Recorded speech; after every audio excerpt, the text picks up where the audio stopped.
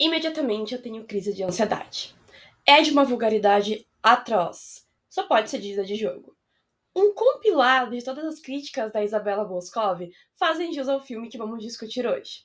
Mas a própria que definiu esse filme entre metade agonia e metade agonia também. Sim, a gente está falando de Persuasão, a suposta adaptação do romance de Jane Austen pela Netflix. Olá pessoal, tudo bem com vocês? Bem-vindos ao meu canal, eu sou a Ana Paula e hoje a gente vai discutir a mais recente adaptação de Persuasão, romance publicado em 1818 pela Jane Austen. Eu sei que esse assunto foi muito discutido lá em julho de 2022, quando o filme saiu, né? Provavelmente eu vou me repetir no que eu vou falar aqui sobre as críticas, mas pessoalmente, eu que acabei de ler o livro em janeiro, o livro Persuasão, e assisti a adaptação, eu me senti tentada, porque eu fiquei horrorizada com o desrespeito com a obra da Jane Austen, então eu resolvi trazer esse vídeo pro meu canal para fazer uma comparação também, né, que semana passada a gente falou sobre os 5 motivos que fazem de Orlando a melhor adaptação, e hoje a gente vai falar dos 5 motivos que fazem de Persuasão a pior adaptação de todos os tempos. Então agora tu senta aí, pega a tua xícara de chá e vamos discutir literatura comigo. Se você nunca leu Persuasão, saiba que esse romance, né, foi um dos últimos que a Jane Austen publicou, aliás, escreveu, e ele foi publicado um ano após a morte da escritora, né? Então aí a gente consegue deslumbrar um pouco, vislumbrar, na verdade, uma diferença de tom na narrativa, né? Uma narrativa mais madura.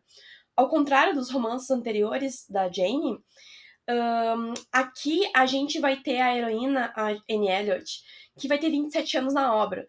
E vamos lembrar, né, que 27 anos é uma idade muito complicada para as mulheres da sociedade inglesa daquele período. A gente pode fazer um paralelo com a Charlotte Lucas, né, de Orgulho e Preconceito.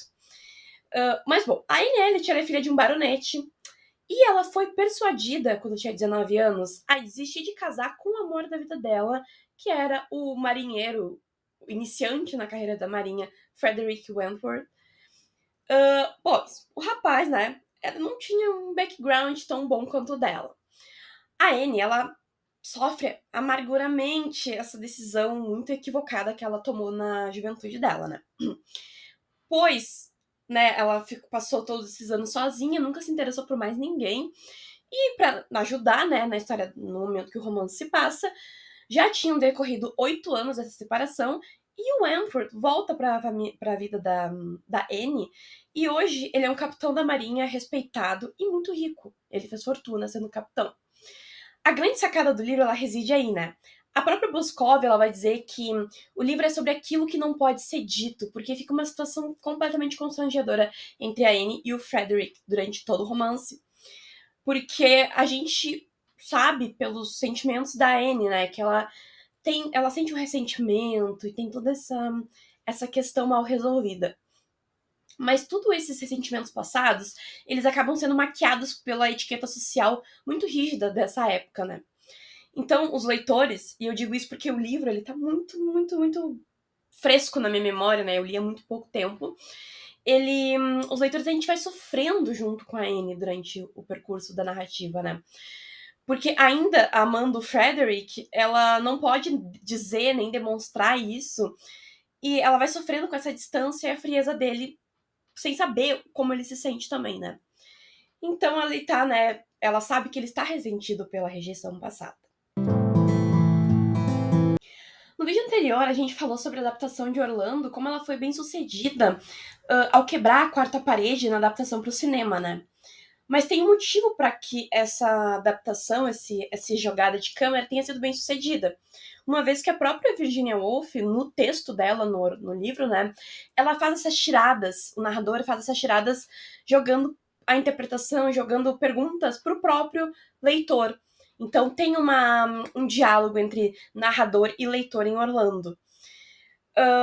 Então, né, quando foi feita a adaptação para tela, isso calhou muito bem, conversou muito com o espírito de Orlando, o que não ocorre de maneira alguma com Persuasão. Como foi dito anteriormente, ele é um romance muito pesado. O clima, ele é tenso e reflexivo. O clima em Orlando, ele era sarcástico, sabe? Ele era meio uma paródia. Já em Persuasão, não. É um clima de distanciamento, silêncios, de coisas não ditas, sabe? De constrangimentos. Bom, logo, é completamente incompatível essa tentativa de Fleabagização da personagem, né? Da Anne Elliot, da Dakota Johnson. Quando ela tenta quebrar a quarta parede, fazendo essas piadinhas para se aproximar com o próprio público millennial, né? Que é o que a Netflix está procurando se aproximar. Vocês devem lembrar aquelas cenas que foi uma vergonha alheia total. Ai, 10 de 10. Ou somos piores do que somos amigos. Somos piores do que desconhecidos, somos ex. Então, tipo, umas coisas que são completamente desconexas com o próprio clima do livro mesmo. A diretora, né, a do filme Persuasão, a Carrie Cracknell, ela, além de não ter entendido, né, o livro, ela achou de bom tom ela usar essa quebra da quarta parede, mas não só elas, pra mastigar tudo, tudinho, tudo é mastigadinho pro público. Ela acaba duvidando da capacidade do público de entender a complexidade da situação da Anne Elliot. Então, tudo o tempo todo a Anne vai estar deixando claro como ela tá sofrendo. E ela vai deixar claro falando, quebrando a quarta parede, olhando pra gente, dizendo isso, sabe? Ela tá o tempo todo fazendo questão de estar mostrando que tá sofrendo, e ao mesmo tempo fazendo piadinhas com isso. O que acaba criando um conflito, né? Entre que emoção que ela tá querendo mostrar. Bom, então a Anne, né, ela vai estar o tempo todo falar que tá sofrendo, fazendo comentário, falando que ela ama o Frederick. E o Frederick vai estar o tempo todo fazendo aquelas caras, gente, de quem parece estar segurando um pum pra tentar demonstrar o sofrimento dele. Então acaba sendo tudo tão simplório, tão raso. Tem a profundidade do Pires, essas questões dos personagens principais. Tem essas constrangedoras DRs também, que não existe de maneira nenhuma no livro, como eu tinha dito anteriormente. É o dito, é o não dito, né, na verdade. É aquela coisa do será que ele gosta ainda de mim? Será que ele me perdoou? Será que mesmo depois desse tempo todo a gente vai ter uma chance? E nunca ocorre esse embate direto entre o casal, né, principal. Bom, então isso, né, é mais uma prova de que quem adaptou o romance, o roteiro, enfim, leu o romance, mas não entendeu do que se tratava, porque o não dito aqui, ele é muito crucial pra gente conseguir pegar o tom do livro, né, pra fazer jus à obra. E acaba então ficando totalmente desconectado o filme com o livro, né. Eu juro que eu morria de vergonha alheia naquelas cenas de DR, sabe, dos protagonistas na praia. Ai, aquela da praia, gente. Ai, horrível. Eu ficava com uma. Não sofri, eu sofria, sabe? Eu não costumo sofrer de vergonha alheia, mas eu sentia uma dor física de vergonha alheia daquelas DRs que eles tinham do meio do nada, assim. Tipo, não tinha nenhuma explicação para aquilo. Era meio constrangedor, assim. E é uma coisa, umas DRs que não são plausíveis no nosso, atualmente, nos nossos dias. Eu já fico com vergonha alheia se eu imaginar uma pessoa numa situação daquelas, né, nos dias de hoje. Imagina em 1810, 1818, que era uma outra sociedade, um outro pensamento, outro tipo de comportamento. Então, assim, as pessoas escondiam os sentimentos dela muito mais. Eles são ingleses, né? Eles não são um povo que é aberto a discutir relações. E aí, novamente, né, ela fica esse tempo todo fazendo esse dito por não dito, dito, na verdade, o dito mastigadinho, né? Dito do dito, que é tudo mastigadinho pro público. Mais uma vez provando que a Netflix, né, os produtores, a diretora, a Carrie Cracknell, eles acham que os espectadores do filme são burros, que eles não vão entender as questões dos personagens se eles não tiverem o tempo todo falando sobre isso e discutindo sobre isso. Vai lá. Se cada 5 minutinhos tem que ter uma DR pra provar que o Frederick tá sofrendo, que a Anne tá sofrendo. Não me leve a mal. Eu não acho que esse seja um dos piores motivos do filme que vão prejudicar tanto assim a narrativa. Mas me incomodou muito a escalação da It Girl da Dakota Johnson para interpretar a Anne Elliot. Porque a Anne, né, de acordo com o livro, ela perdeu a beleza que ela tinha na juventude, já que 27 anos já é considerado uma idade perigosa para uma mulher que vai no século XIX, que é considerada solteirona. E no filme, isso era muito. Me incomodou muito, porque claramente ela era a mais bonita das três irmãs. Logo, todo aquele bullying que ela sofria não era crível pro telespectador. A gente ficava.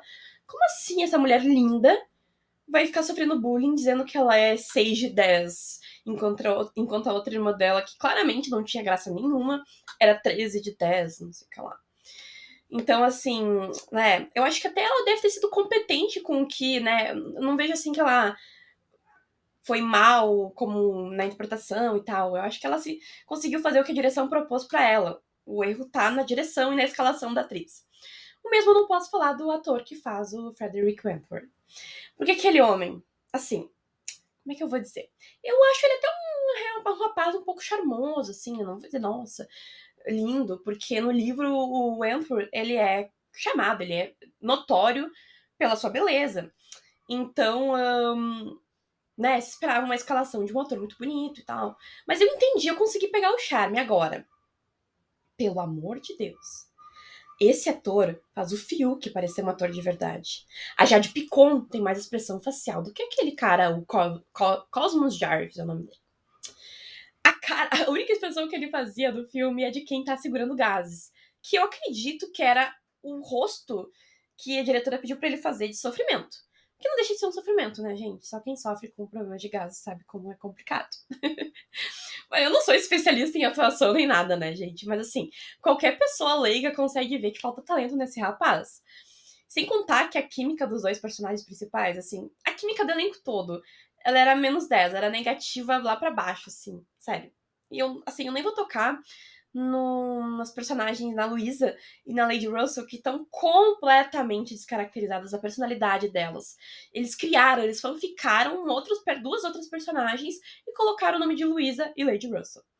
Então, assim, nota top.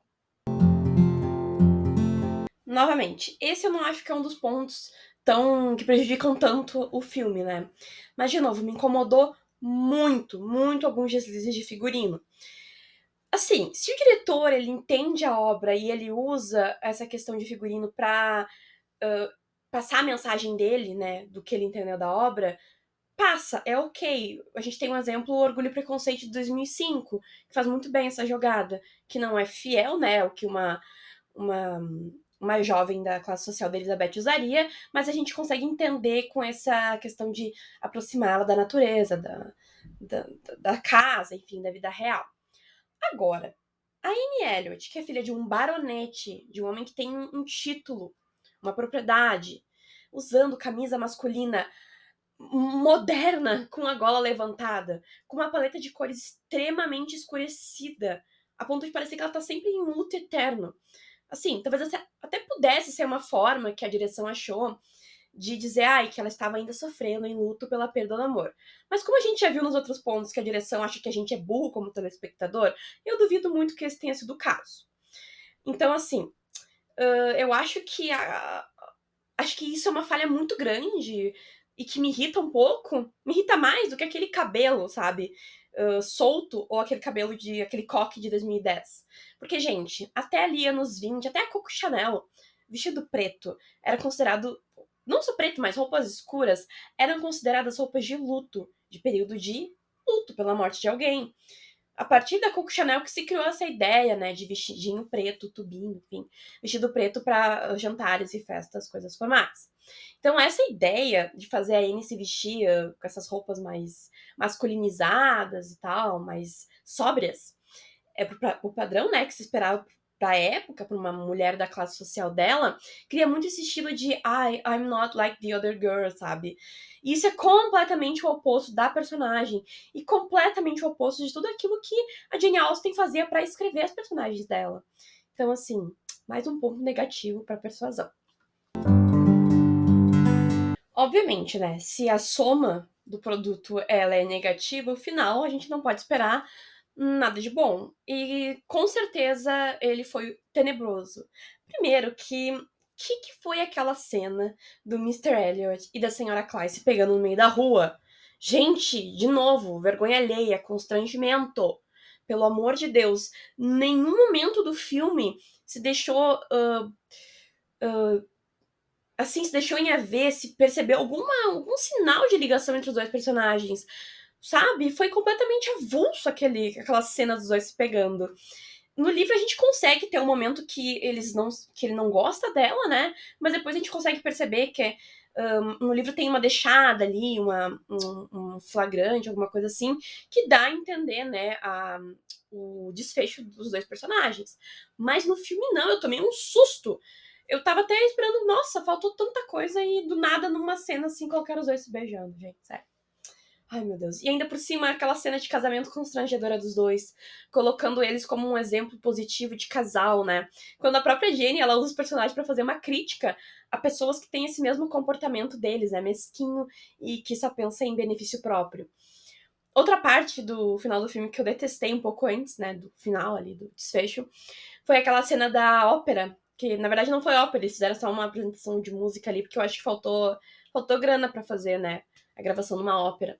Mas no livro é numa ópera que eles vão assistir uma apresentação, e no hall, né, onde fica o pessoal pra entrar, acontece, uma cena, pra mim, minha parte preferida do livro, que é quando fica uma tensão, assim, ó, assim, nós leitores, nesse momento do livro, a gente já sente fisicamente a ansiedade dos personagens. Eles estão a ponto de se declarar um pro outro, né? E, de novo, no filme foi de um mau gosto, mais uma DR vazia. E foi uma cena extremamente vulgar também, porque aquela mão do Senhor Elliot na cintura da Anne foi, assim, de um mau gosto terrível. Então, assim, eu não tava esperando muita coisa, né? Mas, pelo amor de Deus, foi horrível. Bom, pessoal, acho que em resumo, essas são as minhas principais críticas sobre o filme. Obviamente tem alguns detalhes que eu deixei passar, que não foi mencionado, mas eu acredito no que mais me incomodou, eu toquei aqui nesse vídeo. Eu acho que, no geral, a gente pode dizer que esse filme é um desrespeito total com a obra da Jane Austen. Esse livro ele é tão maravilhoso, gente. Ele é totalmente diferente dos outros que eu já li da Jane. O casal, não, sério, eles são tão tesudo, sério. A última parte do livro, assim, gente, eu fiquei, meu Deus, eu não acredito que ela escreveu e publicou isso, sabe? Não foi ela que publicou, foi a irmã dela, né? Mas, tipo, a gente tem uma questão até sexual entre os personagens. No final, a gente. a gente pode falar do Frederick Wentworth também, que ele eu gosto muito dele como herói austeniano. Mas é um livro totalmente à parte, né? Que dá pra fazer tanta coisa legal. Eu não assisti outras adaptações de Persuasão. Vou assistir, porque eu sei, já ouvi falar que tem algumas que são boas. Mas bom, gente, assim. Não tem, né? Não tem o que fazer. A Netflix estragou esse filme. Mas me diz aí o que tu achou do filme. Tu assistiu? Vai assistir? Concorda com o que eu disse aqui? Deixa aqui nos comentários se tu tá de acordo ou não. Se tu acha que o filme sim tem seus pontos positivos, me diz aí os pontos positivos pra gente discutir. E bom, se você gostou desse vídeo, deixa seu like, compartilha, escreve comentário. E é isso aí, gente. Não esquece de pegar sua xícara de chá. E a gente vai se ver então semana que vem. Bisu, bisu!